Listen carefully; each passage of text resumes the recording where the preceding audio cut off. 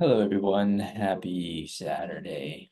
Hope everyone's having a good weekend so far. But today we're going to be going over weekly slash monthly review ending February and kind of just wrapping up, see what we did very good so far and what we could improve on. And then we will go from there. So let's just kind of take a look at how January's progress was to compare. We had a 43% win rate in January, which is not the best in my opinion. We had a 56% losing rate, which no bueno. Average risk to reward on, let's see the winners. Do this. Hmm. On the winners, we had an average of a 1.66 R, which is not bad. And then for my losers, ending it with 1 R. So I believe with a 1.66 R, there's a way to calculate it, but at least that month I ended up profitable still, right? Um, that's key. That's very important. As long as if you have a over a 50% win rate and you have a 1-to-1 R, I know that yields profitability. So with a 1.66 R yielding 43% profitability is still profitable. Let me see. There's a map. I know I have a map somewhere.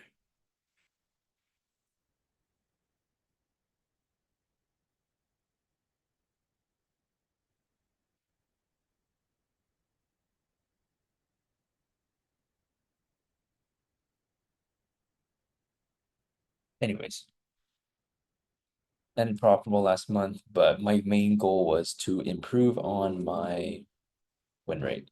That's exactly what I did in February.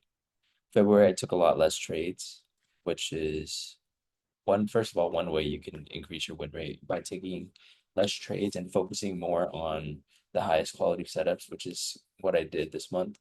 Um, we're ending with a 66% win rate and a 33% losing rate. So a lot better. I think that we could definitely look to improve upon that. We do have a profit average of 0.56 amongst all trades, which is not really the best. I'd like to see that number definitely go up as well. But one thing I do kind of do stress up on is that when it comes to trading the markets, they're not every day is going to yield you a one or a two R or three R. So you want to focus on what the highest probability move is within that moment. And I've been working on trusting my intuition into either holding on to my winners longer or just scaling out, whether it's, past my TP or if it's hovering right around TP, just learning when to take profit. Because one thing I do want to emphasize is that I focus on being consistent, not being consistently perfect. And I also focus on having a higher win rate because I know that I perform better when I go on a winning streak compared to when I take a string of losses. And that's why I try to focus on having a higher win rate. But let's just go ahead and go through each setup and we'll just review from there. So we have, um, so I remember the first trade I took in February. Something to note was that during this week, I had not taken any trades. I think this trade was a very forced trade, hence why I didn't really give any journaling because I didn't really follow a process. I kind of just jumped into the markets, just assuming that we were gonna continue lower, but I I didn't do higher time frame analysis. I didn't do medium time frame analysis. It was just more of like what I saw within the 5 minutes. I was trading on my phone. I wasn't prepared. Mentally was not prepared as well, and that's what gave me a pretty nice little lesson. So I said mid-ash trade, didn't prepare our morning. Careless about the pre-market analysis. So that's something I'm looking to definitely hinder going into the next month. February was very good at just figuring out the direction overall and figuring out where the market was in the higher time frame. This was a great example. So just taking a look how, price on the 4 hour was still extremely bullish, but was needing a larger pullback leg. Um, and then zooming into the 1 hour, close 1 hour bearish. Essentially, after bouncing at this zone, um, we now retrace back into this area of interest in which I was now looking for like a scalp for a range rejection to the move downside, and just really trusting whatever the intraday market was telling me as well. We had a nice little uptrend. We started bringing structure, got in on the pullback, and then looked to ride that position lower. So very nice trade. The next trade I took was on gold, ended up resulting in a loss. This trade had a nice, we were following direction, had a nice break to the upside, had a nice type three, but reacting to a higher time frame area of interest. So that was definitely something that um, I could have been a little bit more careful with. 30-minute close bearish, 1 minute or 5 minute was looking weak. 15-minute was still closing bullish, but it definitely was in need of a pullback. As you can see in the higher time frame, the 15-minute, we did have a nice type three bullish shift. I think that if I had focused on aligning the medium time frame a little bit more, figuring out where the area of shift would be for a continuation up on the medium time frame and aligning it with the lower time frame, that would have resulted in a better trade. Um, Although yes, I did line it up with the higher time frames for direction, but the area of interest for this trade should have been definitely down here. This was just due to the 15-minute already looking overextended. The 5-minute was already showing some weakness after attempting to break these new highs and not seeing any follow through. I did get in also just based off of this 5-minute candle looking going type one bullish, but then the previous 30-minute had a bearish close. So could have, I would say this area is more of a 50-50 trade, but then if we had traded down here, that would have increased probabilities.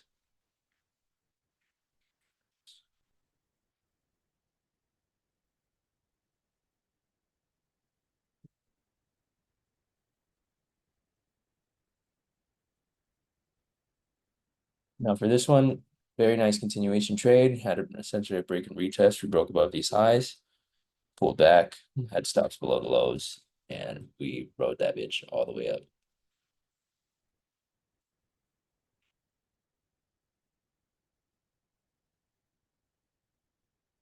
One thing I should have worked on is just sizing up. We were trading above that area of interest. As you can see on the 4 hour, we had a nice type one bullish on the 4 hour.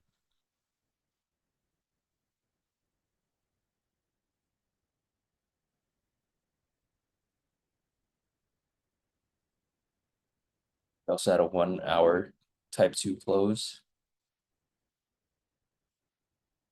30-minute continuation above as well. Overall, just everything was looking bullish, especially holding above that area of interest. So that was probably one of the better trades. This one, nice little small win, just following the direction of the trade. Stops above the high, looking for a move downwards. Did hit my first, essentially also my final TP, but I think that it was the wrong time to choose to decide to look for a continuation as we were approaching a key area of interest on the higher time frame. And if we zoom out, I apologize, folks. We zoom out, this was the area of interest I was referring to, but everything was still pretty bearish at the time. The key when it comes to taking trades is knowing where you are in the higher time frame. Are you in a pullback phase? If that's so, then that means your higher time frame, which is the 2 hour or the 4 to 1 hour, I'd consider that bearish, right? Because within that certain higher time frame trade or rate, higher time frame area, you're looking for bearish momentum until you hit an area of interest where, okay, maybe the probability decreases in seeing a continuation downward because there are potential buyers. So knowing how to identify highs and lows in the higher time frame and then aligning it with the lower time frame and middle time frame is what yields the higher probability trades. So like for this overall 4 hour is looking bearish because we had a previous bearish candle close beyond this level, right? Type twos, very clean. 1 hour, 1 hour looking very clean as well. Type two bearish. We had a reaction on the higher time frame on the 1 hour. We were seeing a reaction, but we don't want to take it just based off of this upper wick being created on the 1 hour because we want to see more confirmation. 30-minute close beyond, did close bullish, but close still be below this level. And then just taking a look at the 1 minute, you see a nice shift in structure. Price attempted to push higher, failed, close, got in at the break of this low, had stops right above these highs, and just wrote that down for a nice target. I don't know why it keeps doing that. I apologize. 5 hour was just also curling, looking like it wanted to gravitate lower, in which we did. Yeah.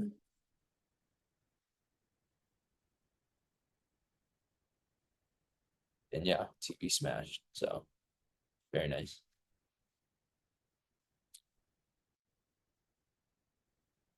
Another trade. This was a actually my third L of the day or of the month.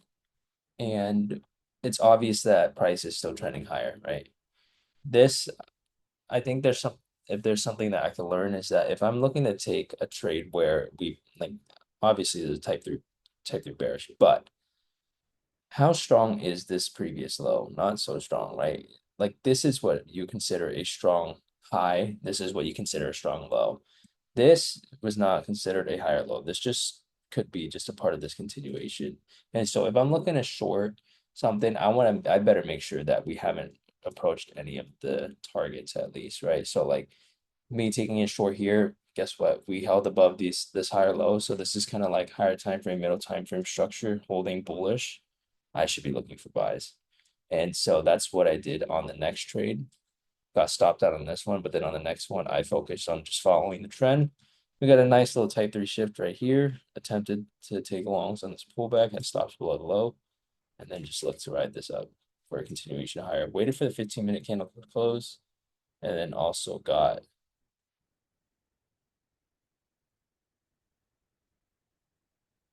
just nice closures on the 5 minute to continue upward.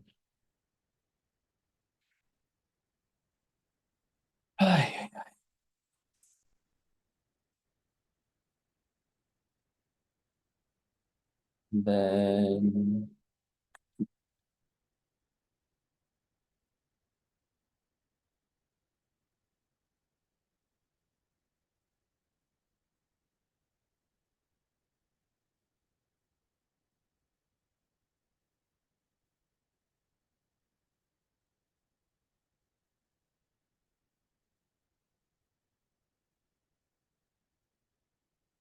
last trade, which we took yesterday, just a nice continuation move to the upside. We had clearly, so one thing to note, NASDAQ obviously extremely bearish on the higher time frame, daily, overall market structure looked bearish. But in the medium time frame and lower time frame, we were showing signs of bullishness. And this is where we saw it, right? We broke above this high right here, which price was trading in range. We also held above this previous low, which you will be able to see in the higher time frame. Right here. Price bounced at this low, and then we had a closure above the highs on the medium time frame. I was looking for a continuation up just for a scalp because I knew that we were trading against the trend on the higher time frame. How the fuck do I stop doing that shit? What the fuck is going on? Fucking ridiculous. Like, why? What the fuck? And then 30-minute previous candle, 30 candle close previous bullish above this range was looking to see price create a bottom wick, look for a market structure shift into this area of interest to watch it flip, in which it did. And then, yeah, that was the trade. See, what the fuck? Like, that was the last trade. Ended up scalping it for 1.3 R, just taking profit right at this level. We just were not seeing much conviction to want to go higher, as you guys can see. The close above this previous level in the 15-minute was not too strong, especially as we were approaching that 8 o'clock in close. Usually you would like to see the 30 minutes just explode towards the end of the candle to really create that breakaway and a continuation move as the new 8 o'clock candle opens for, the 15:30 hourly. And yeah, so those were the trades going over the week or and going over the month. Like I said, I did a very good job of just increasing my win rate and just really focus on taking high quality setups. There are some setups that I definitely would not take again. Um, and I included that in here.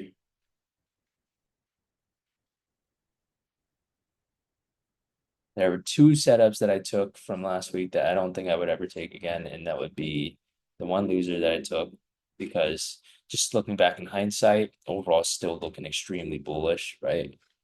Even though we had like a close below these levels on the 5 minute, it was still overall looking bullish. Like it wasn't really like a type three bearish. If that makes sense. Didn't engulf.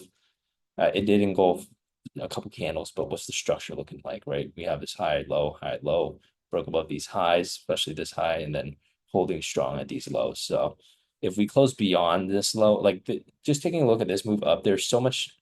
There were so many areas of interest for buyers to step in that it should have been a flag for me to maybe just wait patiently for a continuation move.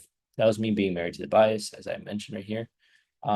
Something else that I want to be able to work on is just understanding that sometimes the markets won't give you opportunities, right? The opportunity is the fact that the market doesn't give you opportunities. How are you going to react to that situation? Are you going to force any trades? Are you going to manage your emotions? And I think that's something that I like, although I had only taken four or was it four? Only three trades this week.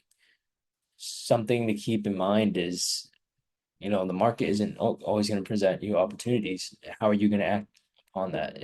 How are you going to build that muscle to be that better trader? And sometimes I definitely, and especially this week, I forget sometimes that sometimes staying cash is the best way to improve yourself as a trader. Knowing when to trade and when to put on risk and when a trade is a high probability trade to put risk on is extremely important to be able to trust your intuition and know, okay, maybe this is worth time, the mental capital to put on trades.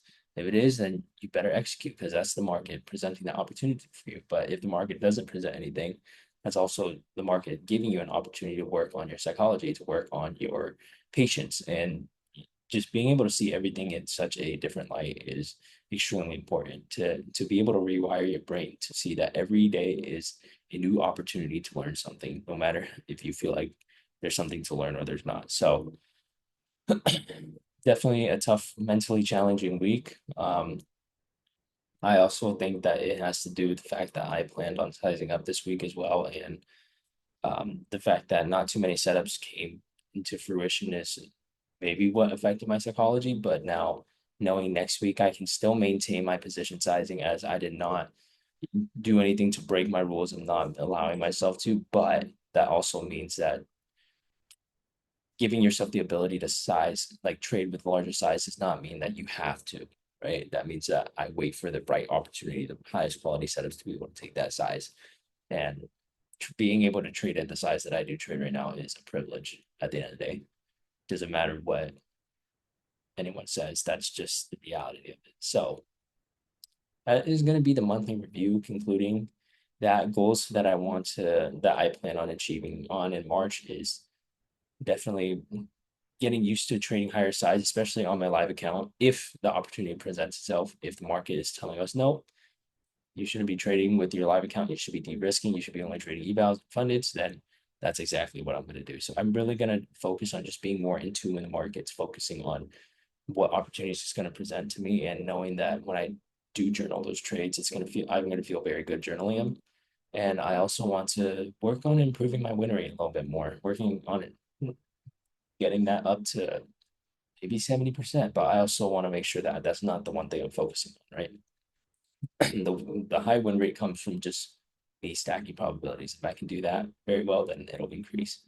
But risk management as well, I want to try to work on getting my risk to reward levels up to at least a 2R if it presents itself. But also learning to trust my intuition and trust that when price hits a specific target and you're getting reaction, make sure you de-risk or take profits of some sort. And yeah, I feel like I'm going to be blabbering a little bit too much, but that's kind of like my mindset on going to the next month. If you have any questions, just shoot me DM. But other than that, we're gonna wrap it up here, and I will catch you guys later.